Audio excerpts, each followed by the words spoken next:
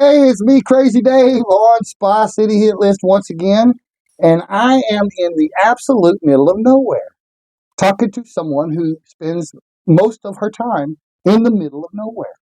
If you've ever heard of Wanderlust and Arkansas Dust on Facebook or TikTok or any of the other social medias you're on, then you are looking at the person behind that. This is Lacey Yokum, Hi. the face behind Wanderlust and Arkansas Dust. That's yeah, right. It's a mouthful. Yeah, well, I mean, it's an interesting name that you came up with. Me and a girl named Ashley Sims came up with it. How'd you come up with that name? She asked me what I liked, and it just was put together beautifully. And Ashley is the one that created my Facebook page and then gave it to me because my personal page was getting saturated with hiking stuff. So everybody told me to put it on one platform. She was a huge encouragement. She's the one that created the page. I didn't know what I was doing. Then she gave me all the controls. And then I wrote. How long ago was that? 5 years. 5 years ago. And you know how many followers that page has right now? How many followers? 107,000 followers. That's crazy. 107,000 just hiking the various mountains in Arkansas. We got a ton of them, so she's got lots to do. Yep. And she's at a different place nearly every video. Yep. And sometimes out of state, too. Oh, yeah. I went to Washington this past summer. Yeah, we saw some video. I saw some video of that. Scared the shit out of me. Sure did. Those mountains are like that. So we got to go back. Okay. I didn't reach all my goals.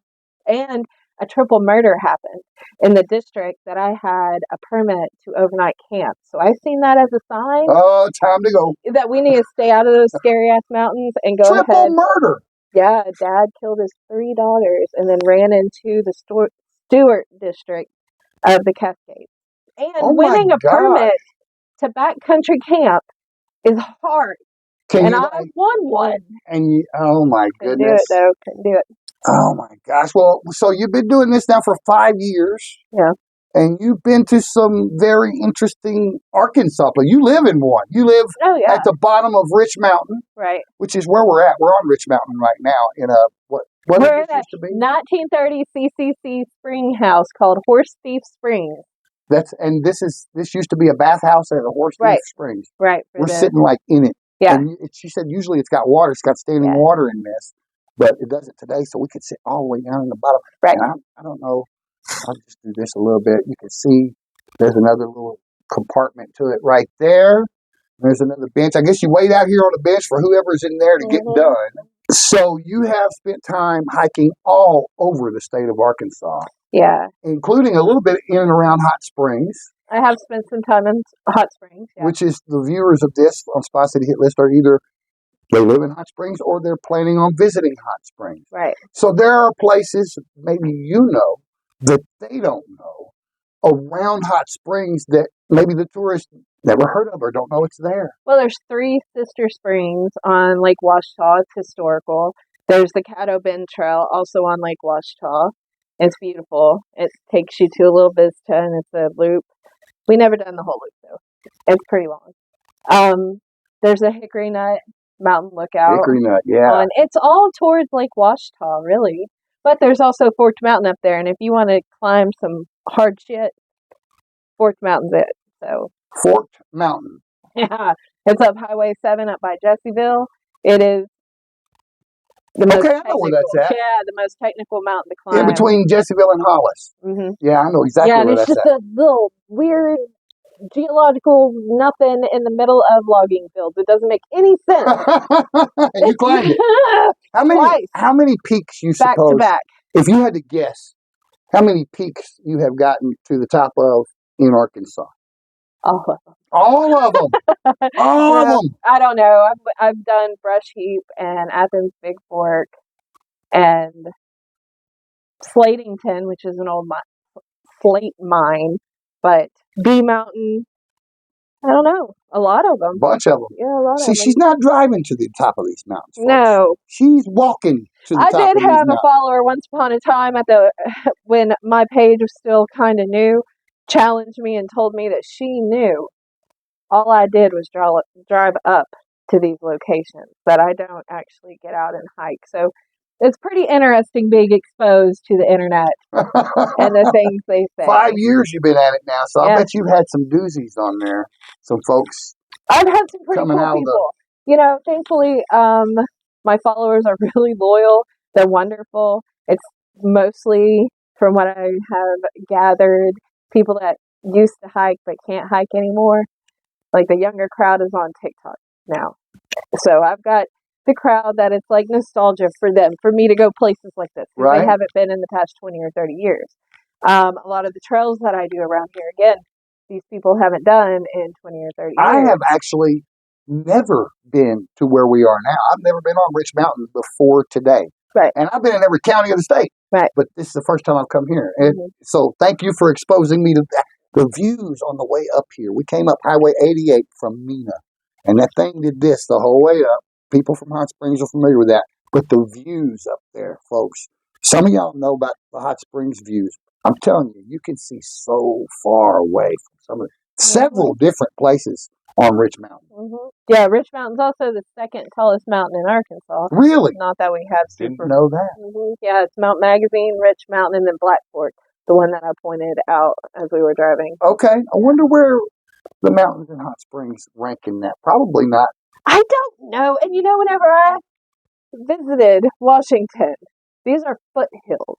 Right. These are yeah. hills. These are yeah. We were at in Washington, just across from the line of Idaho. Okay, Clarkston and Lewiston, right there, the two towns that are border towns there. And we went up this mountain, and we were above the clouds. Oh yeah. You could look down, you can't see the town anymore. It's just a white blanket, blue sky above us. The layer of clouds, we were in between. It was crazy. It'll humble you. It's very, very high up. But they know that. Arkansas mountains are just the right size. Oh, yeah, to where it doesn't hurt. I mean, it does hurt. No nosebleeds. You're not gonna get altitude sickness. You're capable. Like, first of all, you're capable. You're not just gonna look at it and be like, I can't do that. Yeah, those are it's leisure. 8,000 to 10,000 peaks. Peaks in the Rocky Mountains. Here, 3,000, 4,000. No, not even that much. 2,000. Yeah. So these are good practice if you want to go climb some bigger stuff. And you've spent the last. Were you hiking a bunch before you started the page? Oh yeah, that's why I started the page, because that's all I did. It was free. I became a mom at 21, a single mom at 25. So I had these two little critters, and I don't have anything but a high school education. So, working the best I could as a single mom, outside's free. Very free. Outside's free. For the moment. For the most part, all you got to have is gas and a picnic. Right. And them kids, them trophies will run themselves ragged. They will learn. Not only will they be exhausted, but they will learn. And that's most important. You don't run on riverbed rocks. You're going to twist your ankle. You don't step on wet slate. You're going to slip. You don't touch that poison ivy. So they grew up out there with you on all those trails. Yeah. Oh, yeah. That's all we did. That's great. Yeah, it was free. And this is the perfect state for it. Yeah. Perfect state for it. And I used to have to beg people to go hiking with me. And they would be like, oh, why? You just want to take the car? Can we do I have signal? True story. And there was people that would not go with me because they didn't have signal. So wow. Yeah, it's really interesting to go from the transition of looking for people and finding nobody to having an inbox full of people that are begging to go. Wow. So that's crazy. You kind of did this to yourself. I totally did. Did this to yourself. Yeah. So you didn't have a page, and then you did, and 107,000 followers later. I didn't think that people would actually want to read the shit I do. Because at the time it was, ew, why would I go hiking? You know what I mean? Exactly, yeah. And then, we started the page right as COVID hit. But I was already hitting the trails. And I was already getting a little bit more freedom from my kids because they were getting a little bit older. So I was able to go and do harder trails, longer trails, stay out all day on trails. Then I started investing in better gear because those Walmart shoes done left blisters. You know what I mean? So, like, I started investing in better gear. And then I started networking with other hikers who talked me into, backpacking. And from backpacking, we did some of the overnight stuff here in Arkansas, but I didn't really test myself until I went to Washington and did an overnight hike to the beach. And all we slept in was our sleeping bags Just and a throw tarp. it down on the ground and throw up a tent of some kind or shelter. Nope. What was it? We didn't. You didn't, just right there on the ground. Cowboy camp. Oh my! Right goodness. there on the beach. It was the coolest thing I've ever done. What was it called? What temperature was it out there? It was perfect. It was like in the 60s because I went in June. And I went with an experienced dude. His name's Chris, and I love Chris so much. He taught me so much. I haven't told this story. Okay. Oh, we got a scoop here on Spot City Hit List. Go ahead. I met a mountaineer named Chris.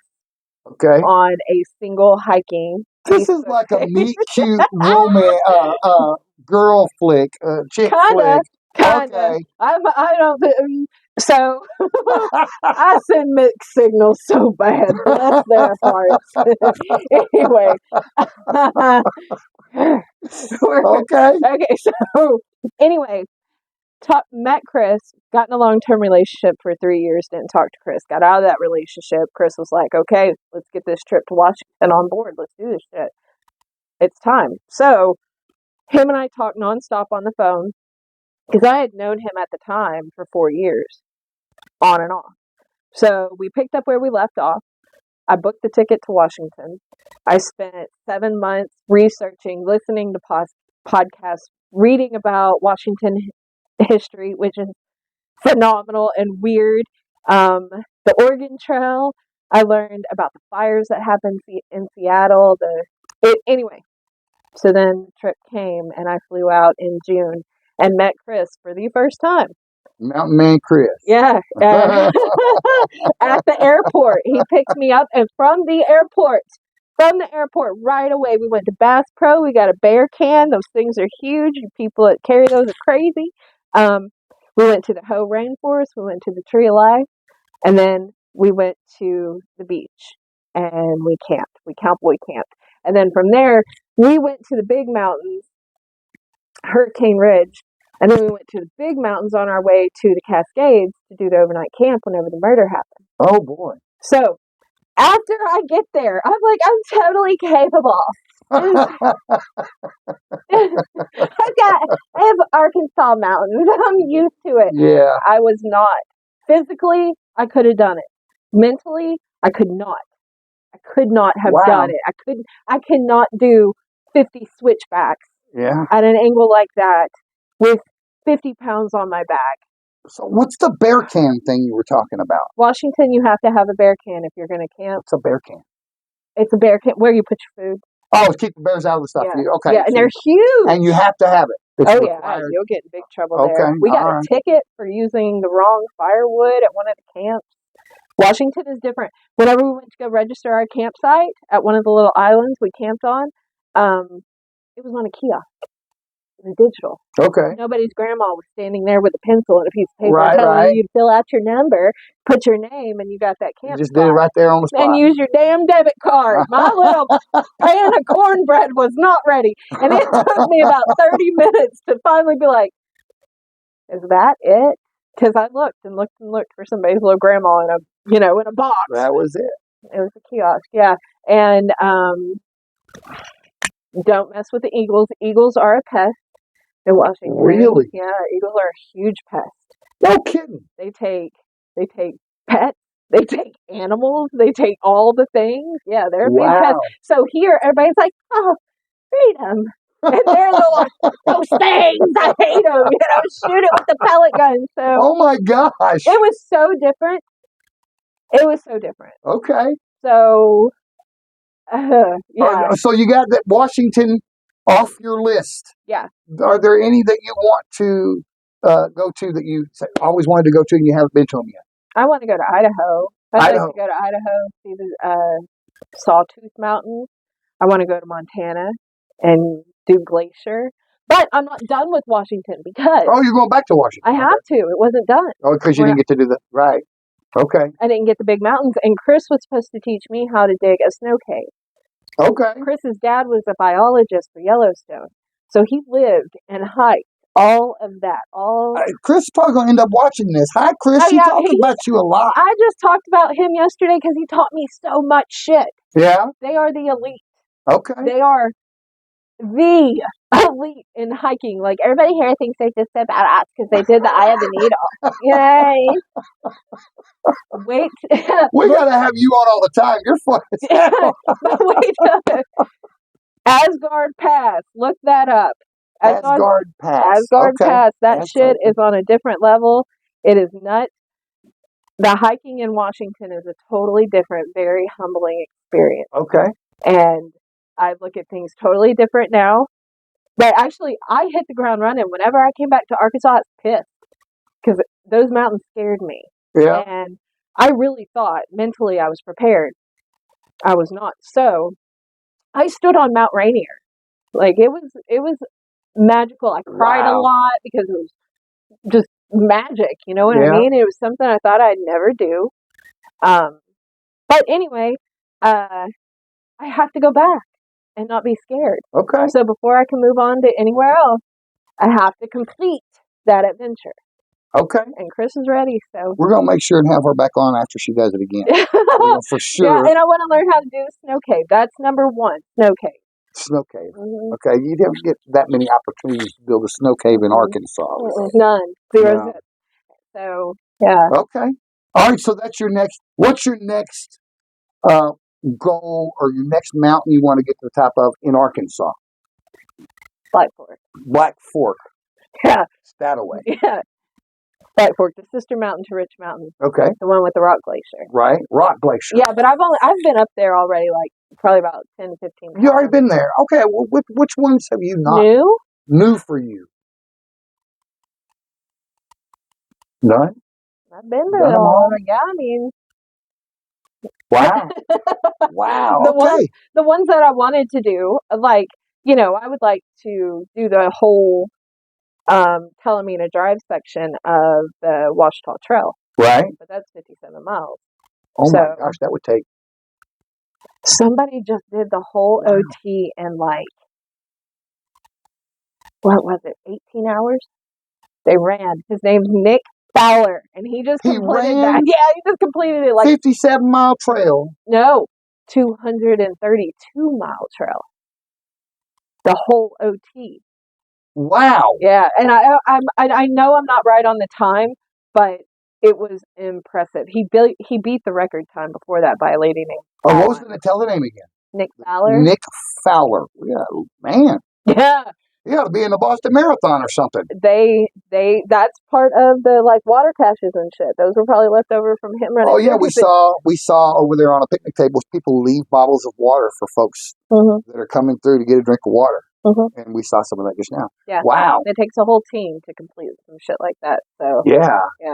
They'll like lay down and take 10-minute naps and then get up and go again. So I watched Fawn's journey. I didn't like get any of the details with Nick, but he did do that. That was a new accomplishment. Absolutely crazy. I've only done like 23 miles.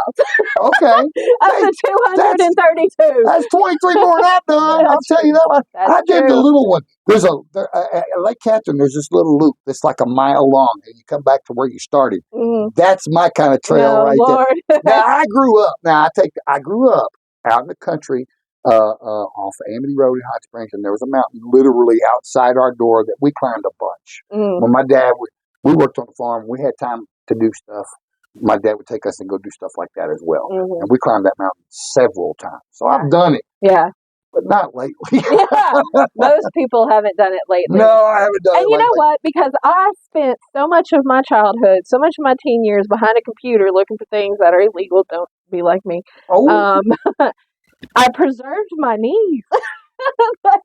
That's how I feel. Okay. Because I didn't do anything hardly physical at all whenever I was a teenager, except for maybe walk in the woods, but nothing strenuous. You know So what your I mean? knees were good to go when you decided to do this. Yeah. So like whenever I hit the ground running, whenever I was in my 30s and my kids were a little bit older, all my friends are like, "Oh, my knees," and I'm like, "No, I'm good. What do you mean? I'm good."